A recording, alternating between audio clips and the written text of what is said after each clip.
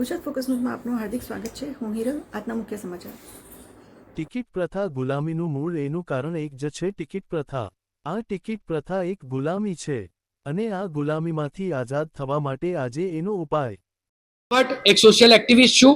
આજે અમે જનતા સરકાર આંદોલનની જાહેરાત કરીએ છીએ। આ જનતા સરકાર આંદોલન પ્રજાને પોતાની પસંદગીથી ઉમેદવાર પસંદ કરવાની પ્રક્રિયામાં ભાગીદાર બનાવવા માટેનું છે। પ્રજાની ટિકિટ આપીને પ્રજાના ઉમેદવાર જાહેર કરવાનું છે। અમે કોઈ પક્ષ સાથે જોડાયેલા નથી, કોઈ પક્ષનો અમારો વિરોધ નથી।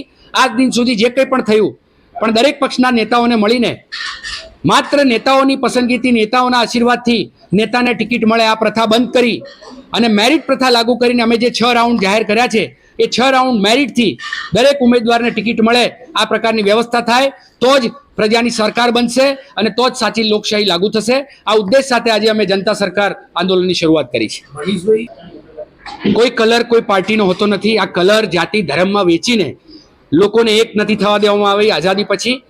આ કલર ક્રાંતિનો કલર છે, બસંતી કલર છે અને બ્લુ કલર એ બંધારણ, આપણું જે બંધારણ લાગુ કરવા, સાચી લોકશાહી લાગુ કરવા માટેનો કલર છે।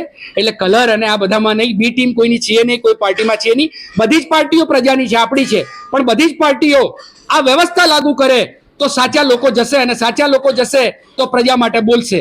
અત્યારે કોઈ પ્રજા માટે બોલતા નથી, ખાલી ચૂંટણી પૂરતા જાતિ અને ધર્મના નામે વોટ લે છે। આ વ્યવસ્થા આ જે ગુલામી છે એમાંથી આઝાદ થવા માટે મેરિટ પ્રથા લાગુ કરવાની છે। પછી જેટલી પણ સરકારો બની કોઈએ મેરિટથી ઉમેદવારની પસંદગી પ્રક્રિયા લાગુ કરી નથી। શરૂઆતના તબક્કે કેજરીવાલે 2-4 મુદ્દાઓ ઉપર કરી પણ પછી એમણે પણ એક મોકા કેજરીવાલ કો પ્રજાની સરકારના બદલે કેજરીવાલની સરકાર બનાવી દીધી અને સત્તા મેળવવા માટે જ પ્રજાનો વિશ્વાસઘાત કરી રહ્યા છે।